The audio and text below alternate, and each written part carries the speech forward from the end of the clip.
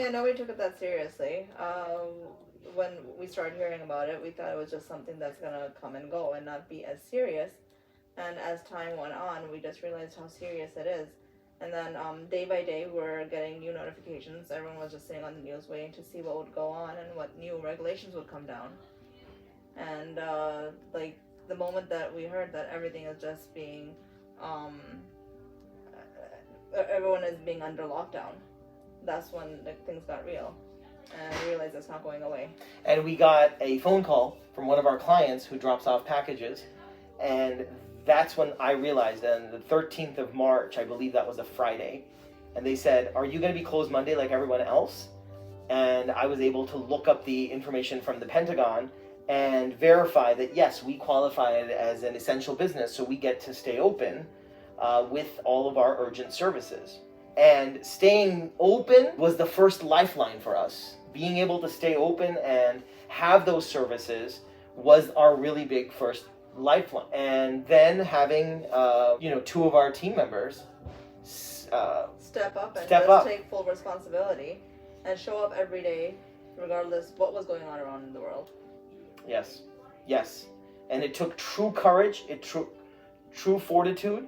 It took a lot of grit and a lot of gratitude. And they played it off as if like, well, I don't want to stay home all the time, and so I really need to come in for my sanity and all that other stuff. But the fact remains that they were putting themselves at risk in retail in front of that counter every single day. And that's when we were able to get the sneeze shields and the guards and sanitization processes and procedures. And then the next lifeline was doing a large move order for a client, an estate shipment. That came in June.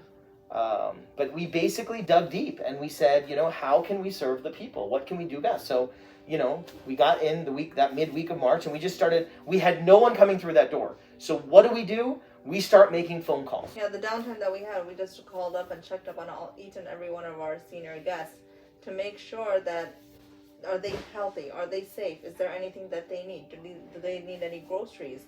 Yeah, we were willing to drive groceries to their house. One of our guests, she needed toilet paper, so we went home, got toilet paper from whatever we had, and we just gave it to her. Yeah, the toilet paper ran out at the stores, and I remember. I forgot about that. I remember now.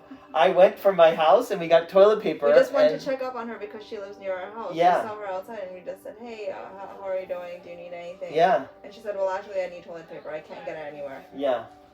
And I dropped it off at her house. And so several of our guests actually called. We left messages on their phones, and they called. They called crying. There were tears of joy that, that we have people like you, bless you in our community to care.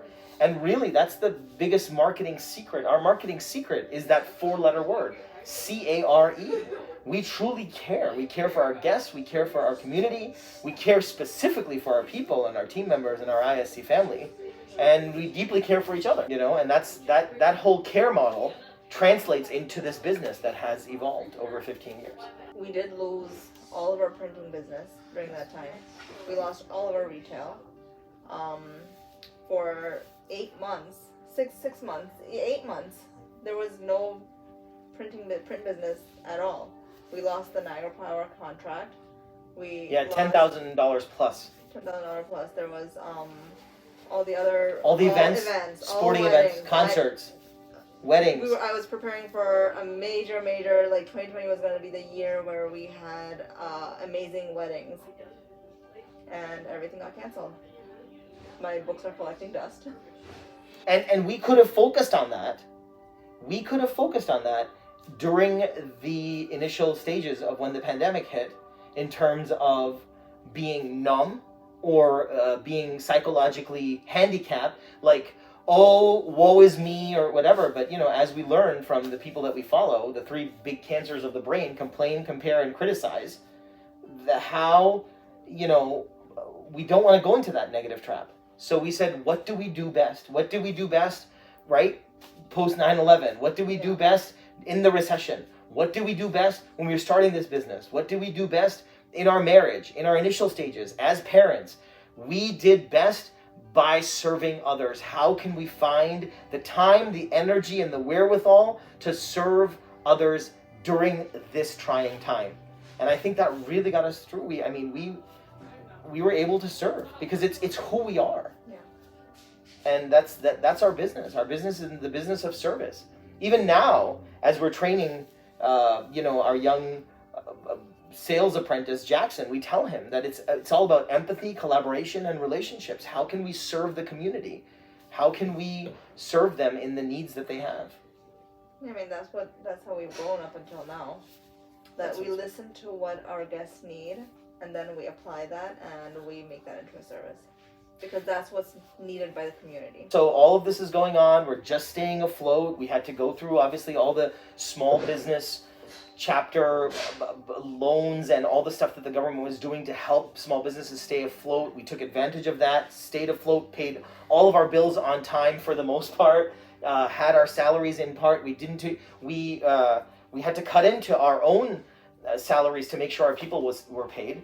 And but we got through it. And then in June, the relationships that we had built the prior 3-4 years with Canadian companies and through logistics and fulfillment, that came through, as a godsend. And the gentleman called, and we were able to get a really nice contract for cross-border logistics fulfillment with Canada. As the traffic has almost deadened with Canadian passenger traffic, that's how much the traffic has increased with packages. And we were able to grab a piece of that pie in helping another company through online platforms get packages properly processed from our facility and across the border. And this hit at just the perfect time. But had we not developed those relationships, had we not had that trust and developed into people who are going to do the right thing the right way, regardless of if anyone is looking, I don't think we would have gotten that. What do you think? Absolutely. I don't think he would have called us. No. He needed the space, he needed the people. Most importantly, he needed someone that was reliable and willing to work with him and not fall through and do it correctly, properly. Mm-hmm. So that's really the thing. And now as a result, we went from 4 to 16 people. I cannot for the life of me believe. It just seems like a whole dream. And but at the end, it's service. It's relationships. It's empathy. And it's finding and focusing on creating value for your people. And it's what we talked about all the time when we were going. The best way to get what you want is to help others get what they want.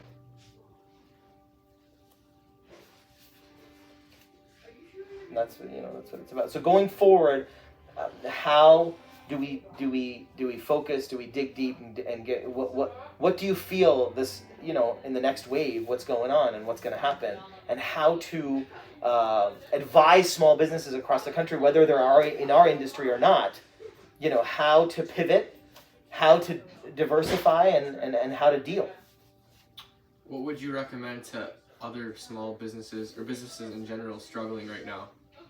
What could they do better to help themselves? Help others. Very simple.